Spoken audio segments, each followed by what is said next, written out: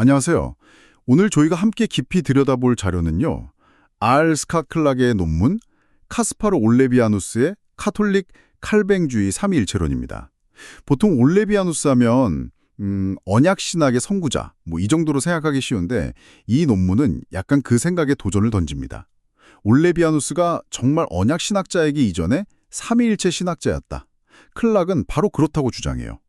그의 언약신학이라는 게 사실은 그의 삼위일체 하나님 이해에서 자연스럽게 나온 결과물이다. 이런 거죠. 네, 아주 중요한 지적입니다. 그 언약 개념 자체가 본질적으로 삼위일체 하나님과 선택된 백성 사이의 관계를 설명하는 방식이었다는 거예요. 꽤 흥미라는 관점인데요. 그쵸? 그래서 오늘은 클락의 논증을 쭉 따라가면서 이 주장이 설득력이 있는지 한번 살펴보려고 합니다.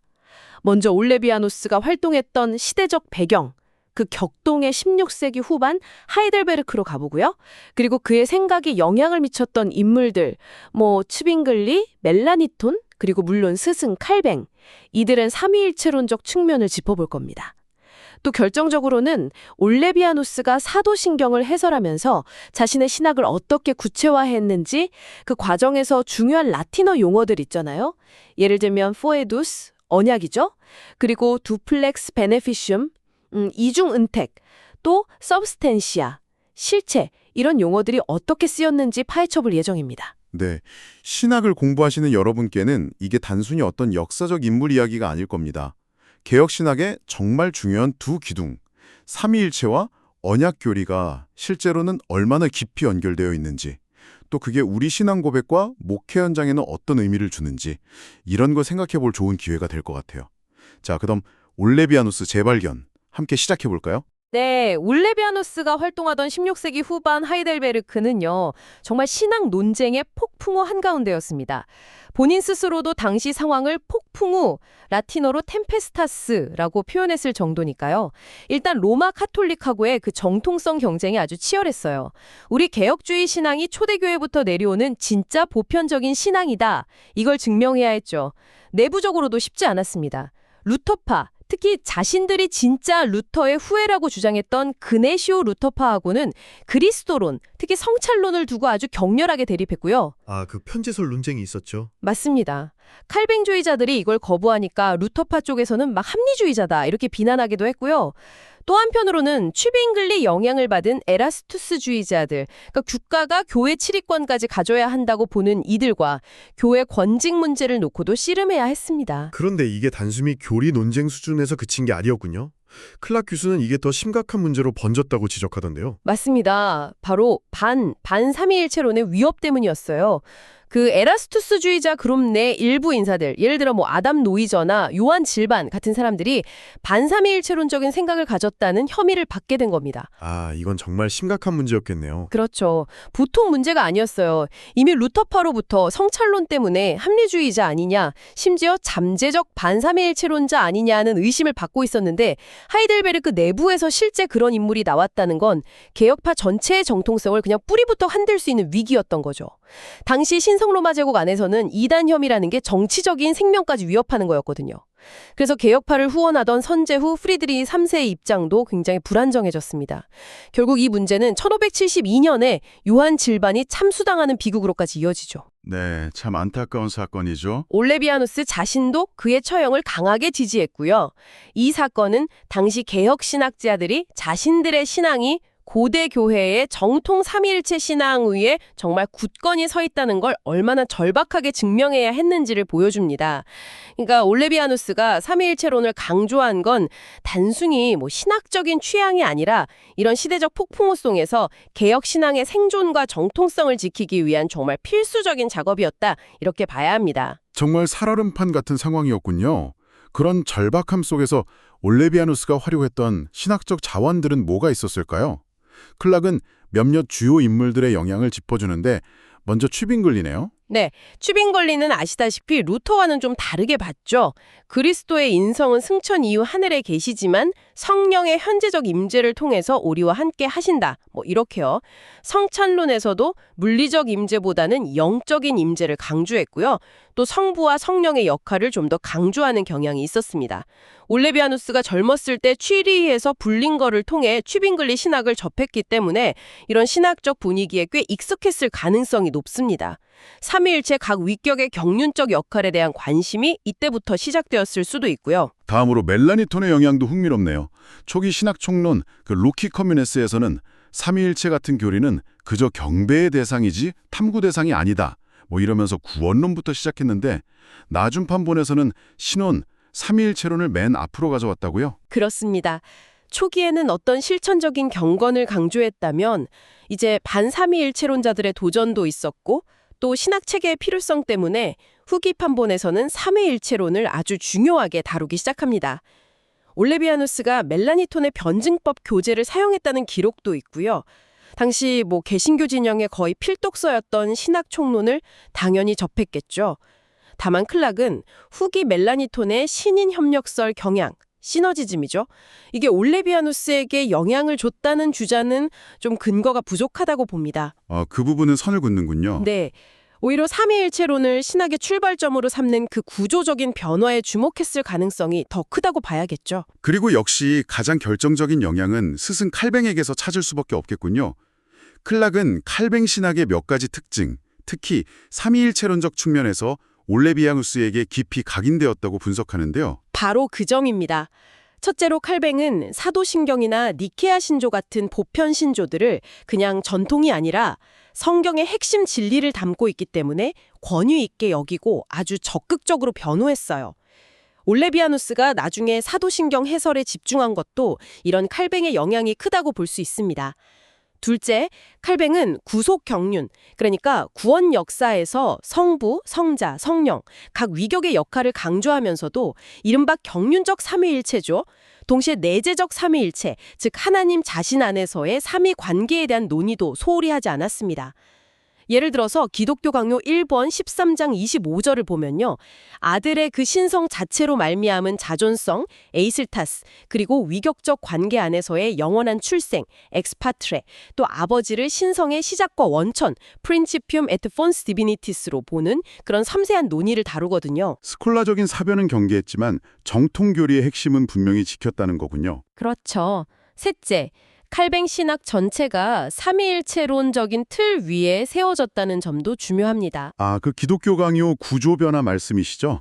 1559년 최종판에서 사권 구조로 바뀌면서 성령론과 교회론이 강화된 것. 맞습니다. 3권이 성령을 통한 은혜 수납 방식, 4권이 교회, 즉 은혜의 외적 방편인데 이 부분을 대폭 강화한 것은 단순히 분량 증가가 아니에요. 성부, 창조 섭리, 성자, 구속, 성령, 적용 완성이라는 이 삼위일체적 경륜에 따라서 신학 전체를 재구성한 결과로 봐야 합니다. 그리고 넷째, 칼뱅은 칭의와 성화의 관계를 성령을 통한 그리스도와의 신비적 연합, 유니오 미스티카, 그리고 그 결과로 주어지는 이중 은택, 두플렉스 베네피시움이라는 개념으로 아주 명쾌하게 정리했죠. 칭의와 성화. 네. 이 모든 구원의 은혜가 가능한 것은 결국 삼위의 한 위격이신 성령께서 친히 우리에게 적용하시기 때문이다. 아주 깊이 삼위일체적인 설명인 거죠. 올레비아누스가 칼뱅의 기독교 강요를 직접 강의하고 나중에 요약본까지 만들었다는 걸 보면 칼뱅의 이런 삼위일체 중심적인 신학 구조와 내용이 그의 머릿속에 정말 깊이 자리 잡았겠구나 싶습니다. 그렇죠. 이란 시대적 배경과 신학적 영향을 바탕으로 이제 올레비아누스는 자신의 삼위일체 및 언약신학을 체계적으로 제시하고 또 변호하기 위한 틀로서 사도신경 해설이라는 방식을 택합니다. 왜 하필 사도신경이었을까요? 앞서 잠깐 언급했지만 개혁신앙이 갑자기 툭 튀어나온 무슨 새로운 게 아니라 사도들이 고백하고 전파했던 옛되고 참되고 의심할 여지 없는 기독교 신앙, 바로 그것임을 보여주는데 가장 효과적인 도구였기 때문입니다. 그의 책 페스터 그룬트에도 그런 언급이 나오죠. 일종의 우리는 정통이다 하는 인증마크 같은 느낌이었겠네요. 당시 개혁파에게는 정말 중요했겠어요. 그렇습니다. 신조 해설은 루피누스, 암브로스, 어거스틴부터 시작해서 롬바르두스, 아퀴나스까지 이어져 온 아주 유서 깊은 전통이었고요. 종교개혁가들도 이 전통을 아주 적극적으로 활용했습니다.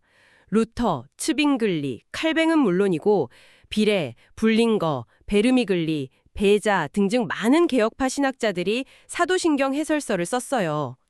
특히 올레비아누스의 동료였던 우르시누스가 작성한 하이델베르크 요리문답 22문답을 보면 사도신경을 복음의 요약이자 우리 모두의 보편적이고 확실한 신앙조항들이라고 딱 정의하면서 그 중요성을 강조하죠. 아, 하이델베르크 요리문답이에요? 네, 그러니까 올레비아누스의 신조 해설 작업은 바로 이런 흐름 속에서 개혁신학의 보편성과 정통성을 입증하려는 어떻게 보면 전략적인 선택이었다고 할 수 있습니다. 자, 그럼 올레비아누스의 삼위일체 신학이 그의 사도신경 해설 작업들을 통해서 구체적으로 어떻게 드러나고 또 발전했는지 한번 살펴보죠.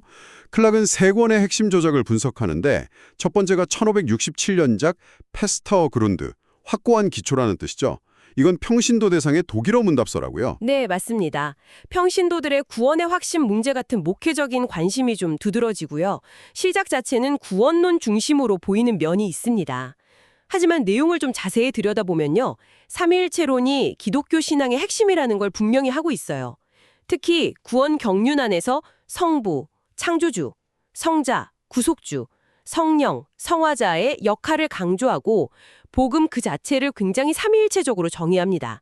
그러니까 복음이란 아버지의 뜻을 계시하고 아들의 희생을 보여주며 성령의 선물을 약속하는 것이다. 이런 식으로요. 아, 복음 정의 자체를 삼위일체적으로 하는군요. 그렇죠. 심지어 유대교나 이슬람과의 근본적인 차이도 결국 삼위일체 신앙이 있느냐 없느냐에 있다고 설명합니다.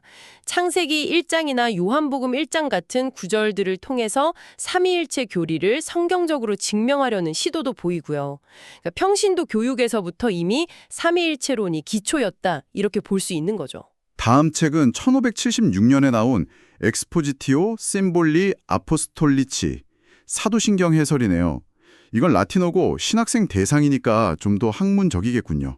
근데 그리스도론 비중이 절반 이상이라는 점이 좀 특이합니다. 네, 엑스포지티오에서는 그리스도의 왕국, 대어둠의 왕국이라는 구도를 사용하는데요. 여기서 위격, 즉 페르소나 혹은 휘퍼스타시스 개념을 정의하려는 시도가 나타납니다. 위격이란 개별적 실체이며 지성과 의지를 소유하고 다른 위격과 공유되지 않으며 비공유적 인커뮤니카빌리스, 다른 어떤 것에도 의존하지 않는 비의존적 넌서스테네트로 업 알리오, 존재다 이렇게 설명을 하죠. 굉장히 철학적인 정의인데요. 그렇죠. 이건 당시 반삼위일체론자들의 주장을 상당히 염두에 둔 정의로 보입니다.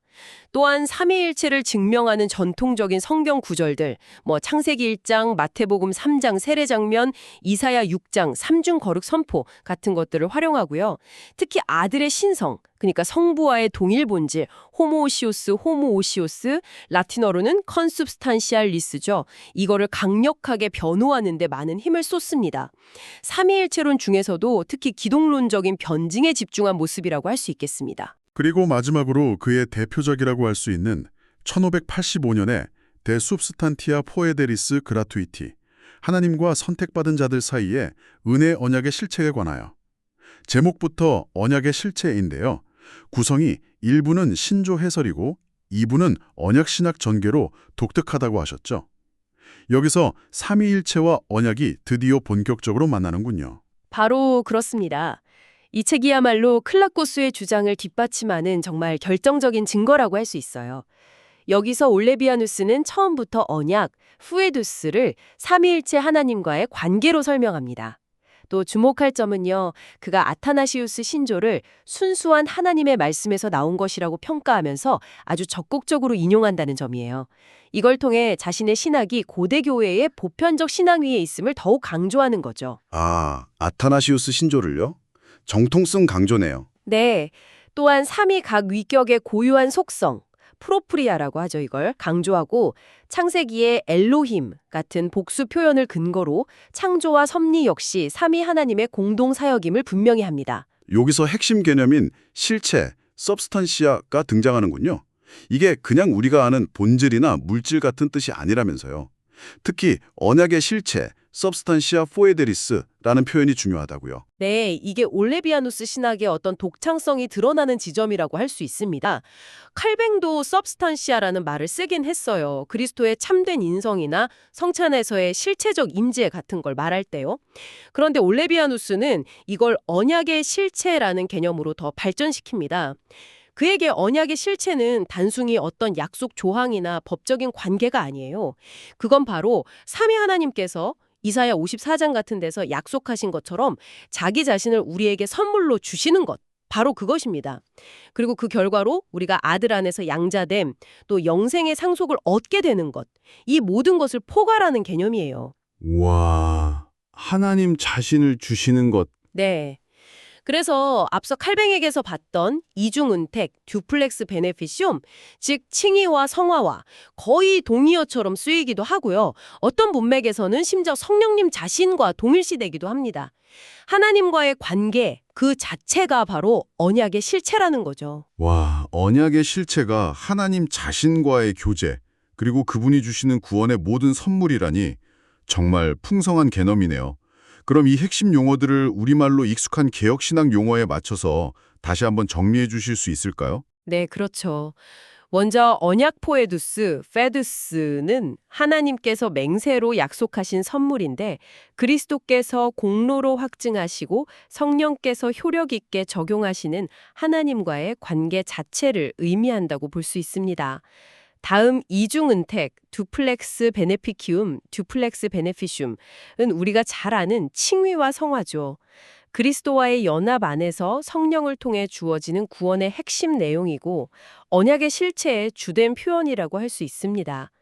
그리고 실체, substantia, substantia는 문맥에 따라서 신작 본질이나 그리스도의 인성 혹은 위격, 페르소나를 뜻하기도 하지만 올레디아누스에게 가장 중요한 의미는 역시 언약의 실체, substantia foederis, 즉 하나님 자신과 그분이 주시는 이중은택을 포함한 구원 전체를 가리키는 말입니다.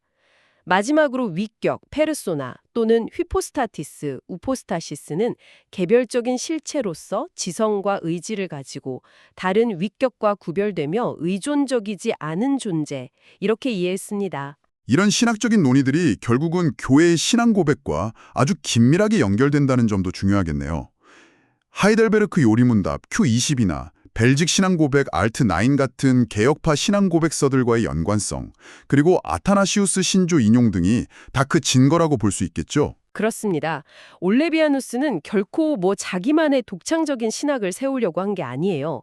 성경의 기초에서 고대 교회로부터 쭉 이어져 온 보편적인 신앙 고백, 그리고 동시대 개혁파 교회의 신앙 고백 위에 자신의 신학을 굳건히 세우고자 했던 아주 신앙 고백적인 신학자였습니다. 네, 클락의 논증을 쭉 따라 올레비아누스의 신학 여정을 추적해 보니까 그를 단순히 언약 신학자라는 틀에만 가두는 것은 확실히 좀 부족해 보입니다. 클락의 주장대로 올레비아누스는 그의 언약 신학 자체가 깊은 삼위일체론적인 기반 위에 세워진 가톨릭 켈뱅주의 삼위일체 신학자였다는 평가가 훨씬 설득력 있게 들리네요. 맞습니다. 그의 삼위일체론은 그 치열했던 논쟁 속에서 개혁신앙의 정통성을 변호하려는 시대적 요청에 부응한 것이었고 칼뱅 같은 선배들의 유산을 창조적으로 계승하고 발전시킨 결과였죠. 특히 사도신경 해설이라는 보편적인 틀을 통해서 제시되었고 페스터그론트에서 대숲스탄치아에 이르기까지 점차 언약, 펠두스, 개념, 그리고 그 실체, 서브스탄치아 개념과 명시적으로 결합하면서 심화되었습니다. 그 핵심에는 언제나 삼위일체 하나님 자신과 그분의 자기 계시, 그리고 자기 선물로서의 언약이 있었던 겁니다. 자, 그럼 신학생이신 여러분 입장에서 이 논의를 어떻게 소화해 볼 수 있을까요? 클락의 분석을 바탕으로 올레비아누스 신학의 어떤 strengths, 또 생각해 볼 지점이나 weaknesses, 그리고 목회적인 함의, implications는 무엇일지 한번 스스로 평가해 볼 만한 지점들을 짚어보죠. 먼저 강점이라고 한다면 역시 언약 신학을 딱딱한 무슨 법적 계약 관계로만 보는 게 아니라 삼위일체 하나님의 자기 계시와 선물이라는 훨씬 더 풍성하고 관계적인 관점에서 이해하게 해준다는 점, 이게 아닐까요? 특히 언약의 실체, substantia hodris가 바로 하나님 자신이라는 그 통찰은 정말 강력한 것 같아요. 네, 아주 중요한 강점이죠. 반면에 한번 생각해볼 지점 혹은 약점이라고 할 수도 있는 부분은 글쎄요, 클락의 주장처럼 삼위일체론이 그렇게 중심적이었다면 왜 후대의 언약신학, 특히 연방신학 같은 경우는 이 삼위일체적인 풍성함보다는 행의 언약, 은혜 언약 같은 어떤 법적인 구조나 역사적 경륜에 좀 더 집중하는 경향을 보였을까 하는 질문을 던져볼 수 있겠죠? 올레비아누스의 이런 통합적인 시각이 충분히 계승되지 못했거나 아니면 그의 설명 방식 자체에 어떤 한계가 있었던 것은 아닐지 좀 비판적으로 검토해 볼 필요는 있을 것 같습니다. 그럴 수 있겠네요. 그럼 목회적인 함의는 어떨까요? 저는 삼위일체 교리를 그냥 주일학교에서 배우는 딱딱한 교리가 아니라 언약을 통해서 우리에게 자기 자신을 내어주시는 그 살아계신 삼위 하나님의 이야기로 설교하고 가르치는데 큰 영감을 줄 수 있지 않을까 싶어요. 맞아요. 특히 성찬을 집례하거나 세례를 베풀 때 이것이 바로 언약의 실체이신 그리스도와 연합하고 삼위 하나님과의 교제에 참여하는 정말 중요한 사건임을 강조할 수 있겠죠? 네, 그렇죠. 그리고 이중은택, 즉 칭의와 성화가 어떻게 성령의 사역을 통해서 우리 삶의 실제가 되는지를 설명하는 데도 아주 유용할 것 같고요. 오늘 저희는 알스캇 클락의 눈을 통해서 카스파르 올레비아누스 신학의 깊은 셈, 그의 삼위일체론적 심장을 함께 들여다보았습니다. 마지막으로 여러분께 이런 질문을 던져보고 싶습니다. 올레비아누스가 강조했던 언약의 실체, substantia fidelis, 즉 삼위 하나님께서 그 무엇보다 자기 자신을 우리에게 선물로 주시는 그 풍성한 관계는요, 혹시 오늘날 우리가 언약 신학을 너무 조건적이고 계산적인 어떤 계약 관계로만 축소시켜서 이해하려는 경향이 있다면 거기에 어떤 신선하고 또 본질적인 도전을 던져줄 수 있을까요? 이 질문을 한번 곱씹어 보시면서 오늘 논의를 마무리하겠습니다. 다음 시간에 더 흥미로운 지식 탐구로 다시 찾아뵙겠습니다.